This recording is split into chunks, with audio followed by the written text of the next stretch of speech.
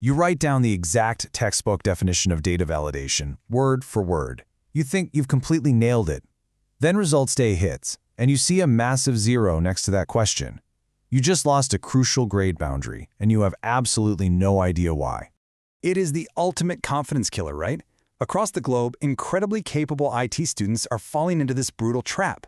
They're losing huge chunks of marks, not because they forgot the theory, but because of a microscopic error in how they apply it under that intense AS-level timing pressure. You spot a data validation question, you confidently drop that flawless definition you spent hours memorizing, and you assume those points are in the bag. But the examiner gives you exactly 0 marks. You walk away with absolutely nothing. Why did this perfectly accurate definition score 0? Well, the theory is spot on, but the exam technique is fundamentally broken. Okay, let's dive into exactly what's going wrong here by contrasting two different approaches. Take a look at the flawed student answer on the left. Validation checks of data is reasonable. I mean, in a vacuum, that is absolutely true. But here's the thing. Cambridge exams are not taken in a vacuum.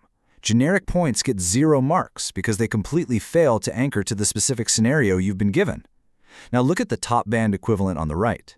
Validation ensures the hospital payroll system only accepts hours between 0 and 40. Do you see the difference there?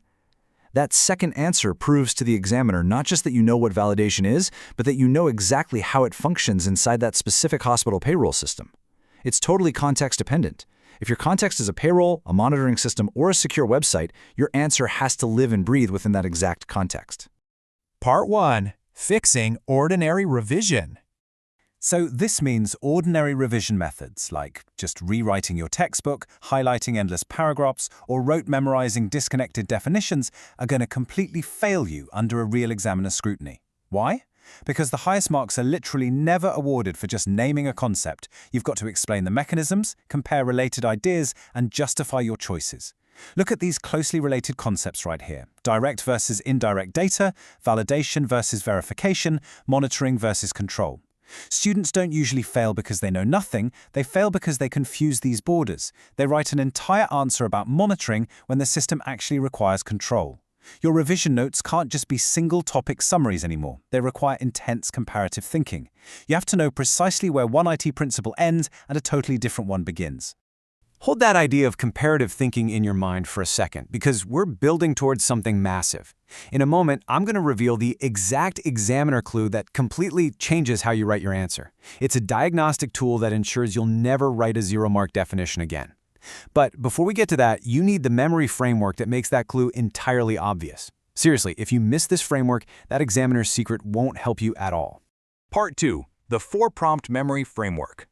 All right, so we need to completely shift away from rote memorization and move to a procedural coaching framework. This is all about transforming isolated vocabulary into meaningful, exam-ready application. Notice how simple but brutal this test is. Ask yourself these 4 things aloud. 1. What is it? 2. How does it work?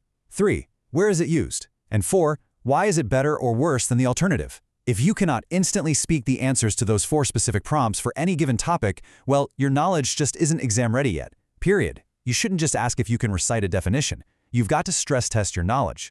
Go back, rebuild the topic using a core contrast, and run it through a worked scenario until you can answer all 4 prompts without hesitation.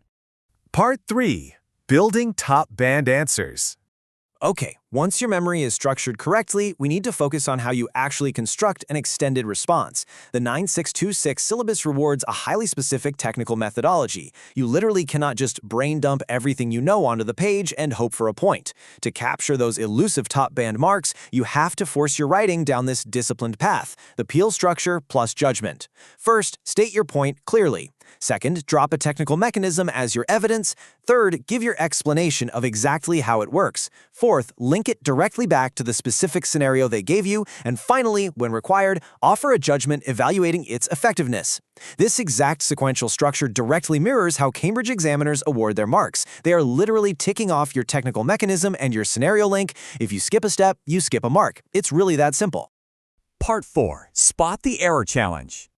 Let's put your examiner hat on for a second. We're going to do a quick, interactive pause and predict challenge to see if you can apply what we've just learned about specific scenario-based answers. I'm going to show you a super realistic generic student response regarding a multimedia workflow. Here it is. Encryption secures the multimedia workflow data by scrambling it so hackers cannot read it. I want you to mentally pause here. Look really closely at that sentence. Think about our 4 prompts and that peel structure. Try to spot the crucial missing details that are definitely going to cost this student dearly. What exactly is wrong with this answer? Did you catch it? The main issue is that it's entirely too vague. If I'm the examiner wielding a red pen, I am crossing out huge portions of this as undeveloped.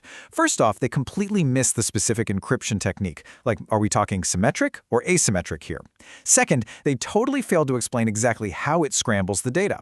They omitted the entire process step of using public and private keys to convert plain text into ciphertext. And finally, they gave no specific link to the actual multimedia files. They just lazily repeated the words multimedia workflow from the prompt. A real top-band dancer would explain how massive video file sizes dictate the specific type of encryption used to prevent latency during transfer. Remember, context is absolutely everything. Part 5. The ultimate mark scheme clue.